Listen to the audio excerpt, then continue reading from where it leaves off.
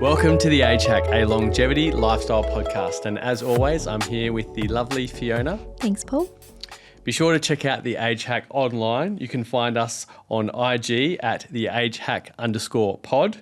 Send us a DM if you're a longevity lover with any ideas or if you just enjoy listening to the show. Fee, we've got a great ep today, chatting about the Loma Lindens of California, as well as America's oldest woman. Let's get into it. Let's get into it. So before we get into it, Paul, you were chatting to a client the other day and you were talking about what longevity actually is. I think we all focus on the results of longevity in terms of reduction in inflammation, reduction in wrinkles, more energy, that kind of thing. But you were speaking in a really interesting fashion about, at its core, what longevity is to you and what is actually happening in the body. So you're exactly right. People look at longevity as fixing a symptom. So the most that I hear is, hey, look, we are looking older because of wrinkles. Longevity to that person means looking younger, so the wrinkles disappearing, etc.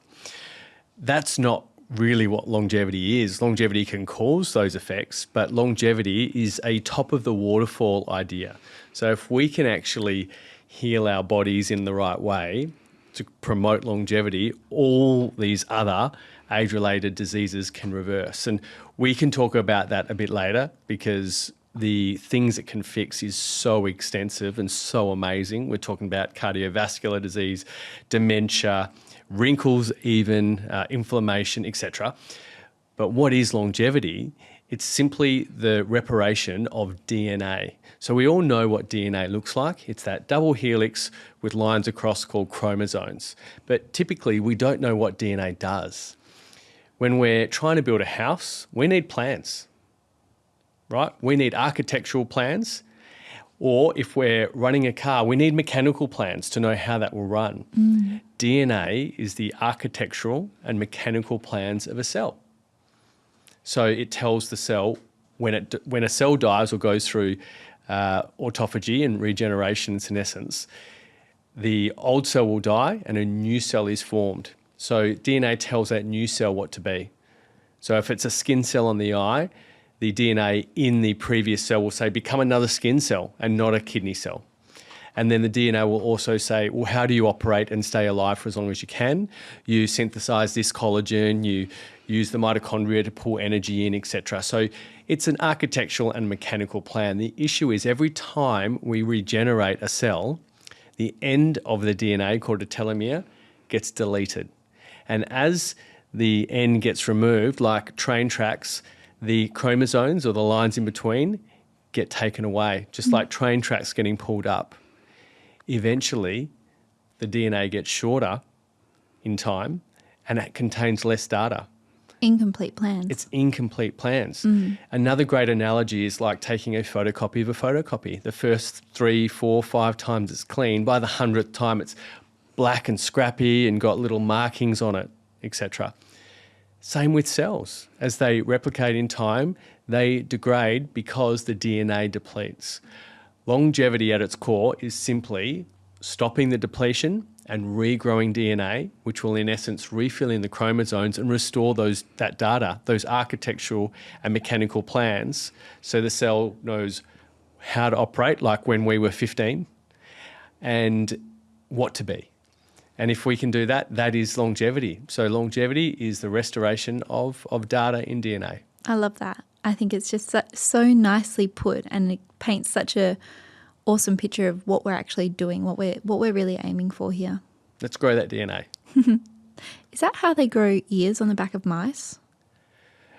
That's something a little bit different. But so they put like an ear cell or an DNA of an ear cell. Yes, so they need to get stem cells and they need to instruct it what to do and then regrow. That's a whole nother kettle of fish. But let's stick with longevity for now. Longevity sounds good. We'll grow ears later.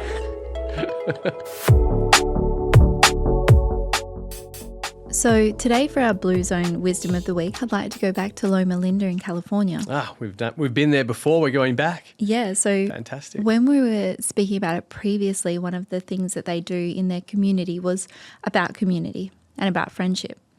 And this week, what I'd like to chat about is actually they have a university there where they're doing a lot of research around longevity and aging.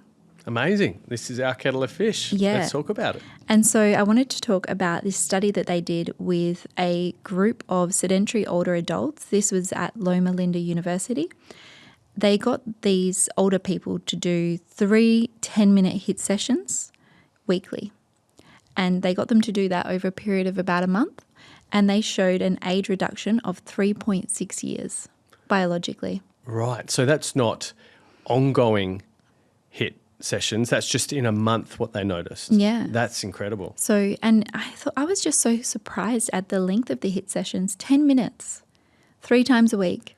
That's all they had to do. Yeah. Amazing. And I think I also should probably say, I'm not too sure whether their exercise was limited to that because Loma Lindens have a naturally very active lifestyle, lots of walking, daily walks, hikes, that kind of thing. But the study said 3 10-minute sessions a week.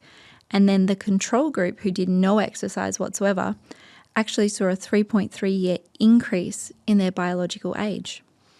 So they had to do less exercise than they were doing before, by the sound of it. No exercise. No yeah. exercise. There you go. Jeez. And they actually went backwards. Move it or lose it, hey? Yeah. I just thought that was so interesting. We sort of speak a little bit about exercise and how good it is for your cognitive function and I suppose also for your motor skills, but it kind of has this waterfall effect across all of these different health markers. People don't realise that muscles can act as a sort of organ in the body when activated. So we've talked about, and we usually know that fat can do bad things. You know, it can promote Release toxins and release hormones. toxins and affect hormones negatively, etc. if we have an excess of body fat. People don't realise when we activate our muscle tissue, it releases ingredients into our blood that are healing and anti-aging.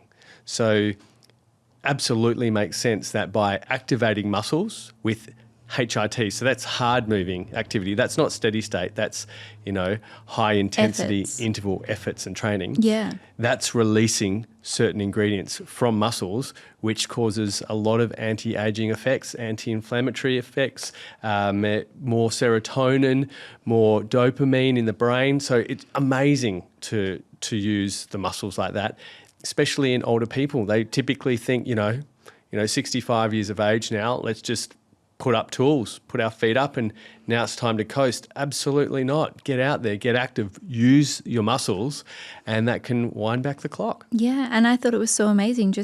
Obviously it would be ideal to do more than this, but 3 10-minute sessions a week, that's nothing. The efforts are hard, sure, Yeah. but it doesn't take a lot of time. Doesn't take a lot of time. If you can just get through it, it's going to have this huge benefit. Yeah, just in 10 minutes, 3 times a week. There you go, guys. Yeah. I thought it was interesting as well, you sort of briefly touched on how activating the muscle can improve inflammation and serotonin and that kind of thing. They actually saw improvements in their PHQ-9, which is a patient health questionnaire that they do for depression, their PSQI, which is the Pittsburgh Sleep Quality Index. So they improve their sleep, they improve their mood, improve their BMI, improve their body fat mass, improve their visceral fat measures, and improve their lifespan as well. Amazing. Get out there. Let's move. Yeah. I'm going for a run after this. So that was out of our Blue Zone Loma Linda in California. Good on you guys. Crushing it. Hi, Fiona. So what is our heaviest hitter in longevity, David Sinclair, up to at the moment? Yeah, so Dr. David Sinclair, he's my favourite. I think he uncovered the whole space, didn't he, with He resveratrol 30 years ago. He did, and I don't know if it's because he's Australian and it's kind of like, one of us. And he looks like he's aging backwards. He looks amazing, and he just seems like a really nice guy. So I think he just wants to help people at this point, right? Yeah, I really believe that he does. If you haven't checked out Dr. David Sinclair, please look him up. He is amazing. There's so much great material from him. Great book, Lifespan, Yeah. that he authored. But most recently, he was at the Northeast Aging meeting at Yale University, or at Yale. Right. So he's stepped out of Harvard and he's gone into Yale. Well, not necessarily. So it's actually the Yale Center for Aging Research, and they work closely with Harvard. Okay. So they work together. So I don't think he's jumped ship. Two top-tier universities. It would make sense that he went from one to the other. He'll go back to Harvard. We know that. Yeah, but he was there for the Northeast Aging meeting, and they were looking at all sorts of different things in the aging space. They were presenting research on a new cell component called an inflamule. Any idea what that is? That's above my... I've never heard of an inflamule. That's above my pay grade. Yeah, they're Must be really new. referring to it as a new cell component. Okay. So I'm wondering if that's in relation to the impact that inflammation has on aging, which you kind of assume that inflammation can age you. Right. You know, excess sugar, excess alcohol, that kind of thing. Yeah, absolutely it can. So I'm wondering if it's in relation to that, but I'm really interested to see what that's about. They were also focused on epigenetic reprogramming and the restoration of cellular function through NAD boosters like NMN. Of course. The research that they spoke about also highlighted the role of sirtuins, proteins linked to aging, which can be activated by molecules such as resveratrol. So it makes sense as to why David Sinclair was there. Of course, yeah. He's ticking all the boxes of everything he found out in the first place. Yeah. Yeah. They talked about the integration of AI and machine learning in aging research. So apparently AI is now getting involved in aging, and it's allowing scientists to predict biological age more accurately. Okay, cool. And identify new molecular targets for anti-aging interventions. And then they were talking about things like the use of CRISPR for gene editing. So getting really sciencey. And then the other thing that I thought we could chat about was the study of senescent cells. Right. Okay. So for those that don't know, do you want to chat a little bit about what senescent cells are? It's pretty straightforward. A cell will divide because it can't stay alive forever. So it'll keep dividing, creating a copy of itself. But a senescent cell is a cell that stopped dividing. Yeah. If it stopped dividing, it means it's not really adding much value anymore to the body. And ideally, the body wants to get rid of this senescent cell. Yeah, so they accumulate as we age. That's right. And they can contribute to age-related diseases. That's right. And exactly what you said, the research that they're talking about is how do we remove these cells to potentially slow or reverse the aging process? How do we remove senescent cells? So one of the best ways to remove senescent cells is through exercise. You know, if you can exercise, the body needs to optimize itself. It's been shown that exercise can promote the removal of these relatively useless senescent cells. So exercise, what else? Fasting is great. So if we're not putting food in our body, the body says, look, we might not make this, we might not survive. So let's get rid of all the dead wood so it can actually eliminate senescent cells with fasting. Heat therapy. So going in a sauna. Again, the body says, this is not good. You know, we're going to cook. So we need to get rid of our bad cells. And cold therapy, you know, stepping into an ice bath. You won't survive if you stayed at 0 degrees for an hour. So the body says, okay, look, we don't know how long we're going to be in here. Let's get rid of all the dead wood that we're supporting. And again, processing through senescent cells. Also, there's an ingredient called fisetin that just happens to be highest in concentration in strawberries. So strawberries, you can't beat that food for getting rid of senescent cells. They haven't found any other food as high in fisetin as strawberries. So eat plenty of organic, spray-free strawberries, and that will get rid of senescent cells as well. So there's quite a few really cool ways to do it. Grow them at home. Go to the Grow farmer's strawberries market. at home. Yes, that's right. Grow them at home, go to the farmer's market, or buy them frozen, organic. Frozen and organic, that's right. Because, you know, as long as the packet's true to label, organic can't be sprayed. So, yeah, if you're getting organic, you're spray-free. But don't blend them with bananas? The antioxidants in berries the great effect on the body gets blunted when you combine it with a banana, because some of the ingredients in the banana. So you'll get more benefits out of strawberries, blueberries, blackberries, etc., raspberries, if you don't combine them with the banana. Right. Which we talked about in a previous episode. We did. But yeah. So senescent cells, we want to exercise, Yes. possibly look at fasting, sauna, eating strawberries. You can do a bit of cold therapy too. And But cold therapy. 5 really good ways to get rid of aged cells that don't want to replicate and play ball anymore. Yeah. And so this is just wrapping up on Dr. David Sinclair at his most recent summit, all the things that they were talking about in the cutting edge of longevity. And I think the thing that I sort of took away from it outside of this conversation is that they're really focused now on health span. So we're moving now beyond a lifespan and we're focusing on health span. So the difference is that lifespan is obviously how long you live. Health span is how many of those years are you healthy for. That's the term, right? Look for health span. There's no point in living to 110 if the last 40 years is a drag, right? So, yeah, health span is what we want. Yeah. So, Paul, we're at your favourite segment of the week. And we posted a blog recently on the Age Hack about the link between longevity and gut health. And so I was thinking today for your hot minute on supplements or ingredients, you could talk about glutamine. Wow. So first of all, glutamine was my favourite supplement in the world until NMN came along. So it's my second favourite. It's been surpassed. It has been surpassed. Wow. NMN is just the greatest ingredient. As long as you take it with the things you need to, like resveratrol and TMG, etc., you can't beat NMN. But glutamine is my second favourite. So we'll talk about it in relation to gut health, but we should also give it honourable mentions in a whole lot of other spaces as well. So glutamine is responsible for healing. It's the most abundant non-essential amino acid in the body, which means the body can produce it itself. But with all the, say, maybe exercise that people are doing, with all the toxins that we just can't get away from anymore, our body just simply doesn't produce enough glutamine to counteract everything. So we need to supplement with glutamine. For gut health, it regenerates gut lining. Gut lining is so important because if we have loose junctions in gut lining and our gut lining isn't healthy, it's letting through toxins, bugs, partially digested food into the bloodstream, which can cause so many negative effects in the body, including inflammation, disease, etc. Is that leaky gut? Leaky gut syndrome. Okay. So glutamine actually will help reinforce those gut junctions and close up leaky gut. And you'll see it in all practitioner gut products. The first ingredient is typically glutamine because it's just such an amazing ingredient for that.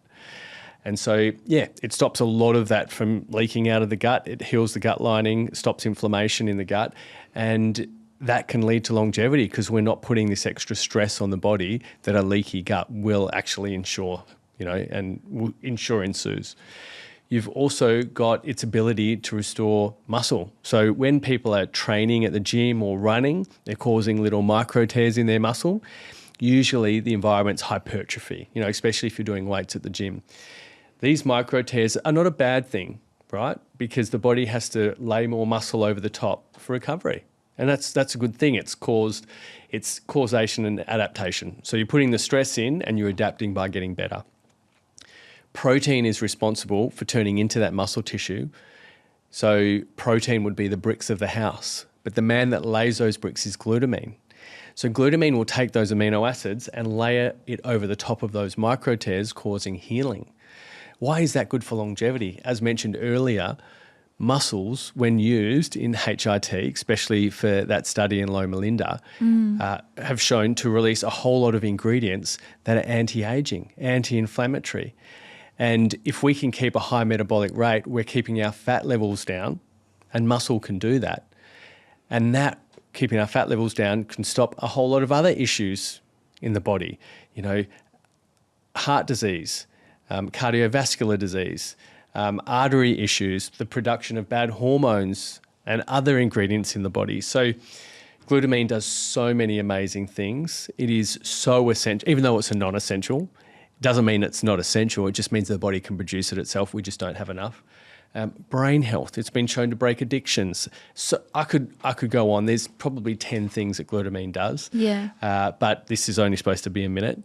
So we'll leave it there. But yeah, amazing for gut health, stopping the leaky gut from wreaking havoc on our body and reducing our lifespan, as well as promoting muscle health at the same time. There is not a single person that's training out there that shouldn't be having glutamine. I would say training, but also experiencing large amounts of stress, because stress isn't necessarily just physical, right?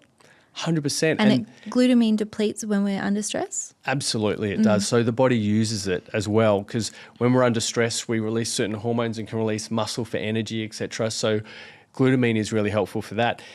People that are training all the time as well, they often get sick and they say, well, why am I getting sick? I'm so fit. It's because glutamine is responsible for building your immune system. It plays a large role. Because 70% of our immune system is held in our gut, right?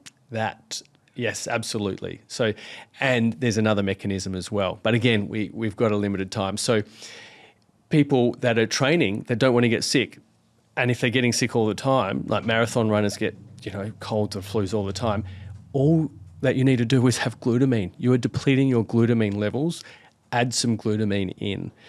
So the way to take glutamine is simply a teaspoon. It works best in protein powder. So I actually was in a health food store once, and a doctor working across the road at a university was studying glutamine, and his initial results said that it was useless for muscle recovery.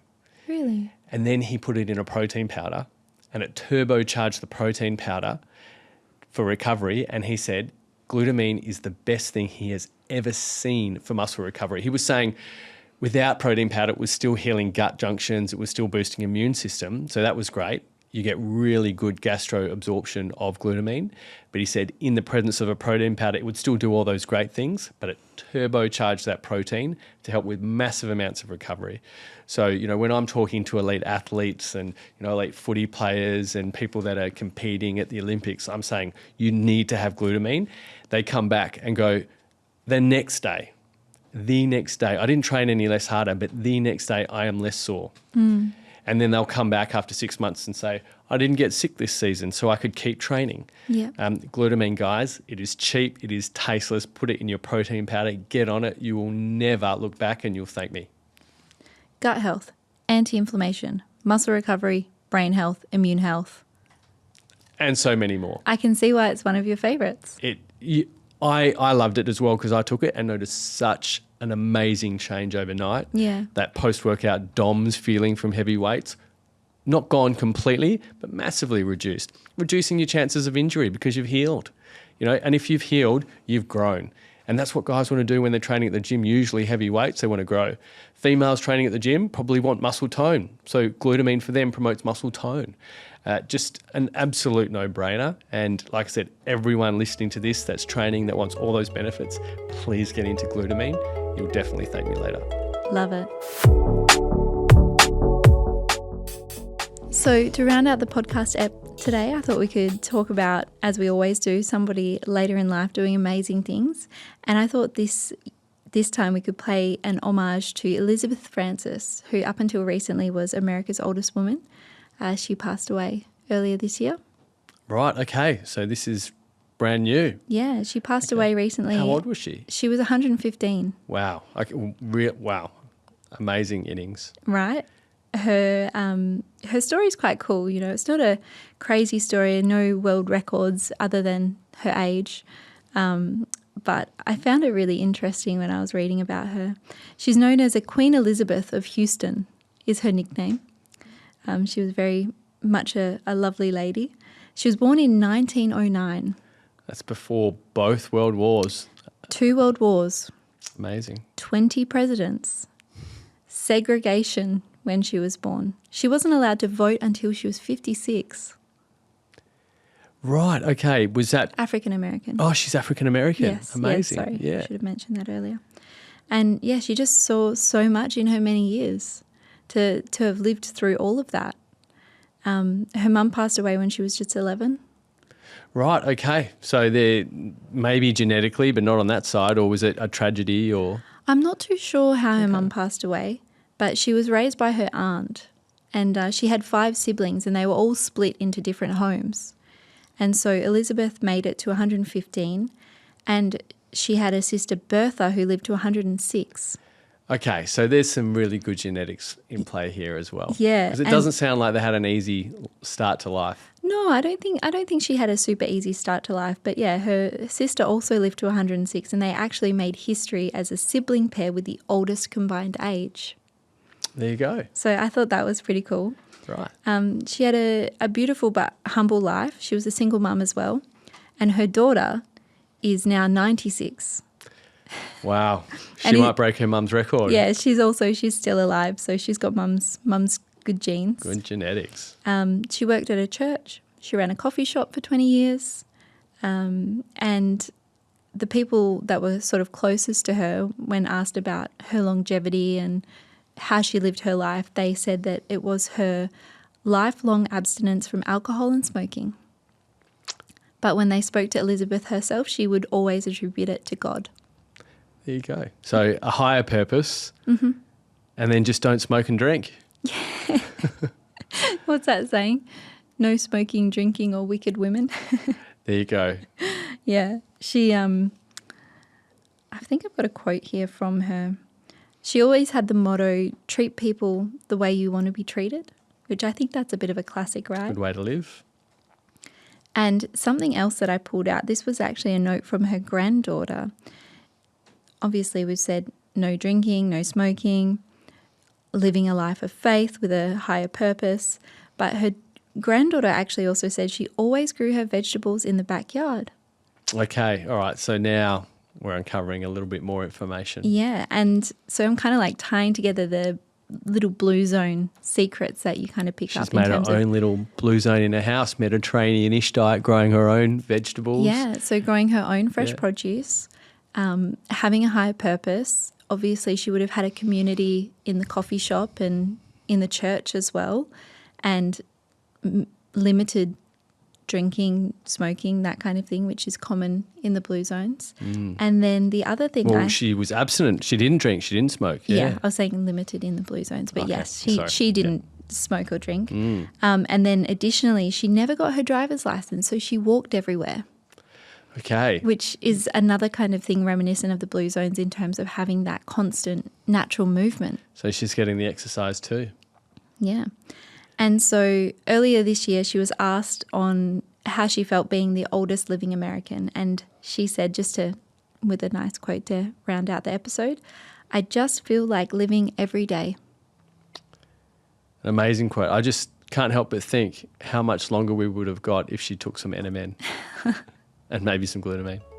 Well, her daughter's still alive. Yeah. All right. Let's get her onto it. Let's see if we can break the record.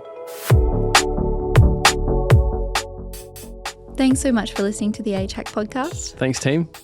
If you want to check out more of the podcast snippets or drop us a line with your thoughts, you can find us on the HHack_pod on Instagram. Be sure to check out the HHack online for blogs, recipes, Amazing products. longevity products. You know it. And on the next episode, we'll be talking about the legendary Plan de Vida, the concept from Costa Rica. Another blue zone. Yes, and we'll be speaking about another living legend, David Attenborough. Okay, now I'm excited. We'll see you then. We'll see you next time.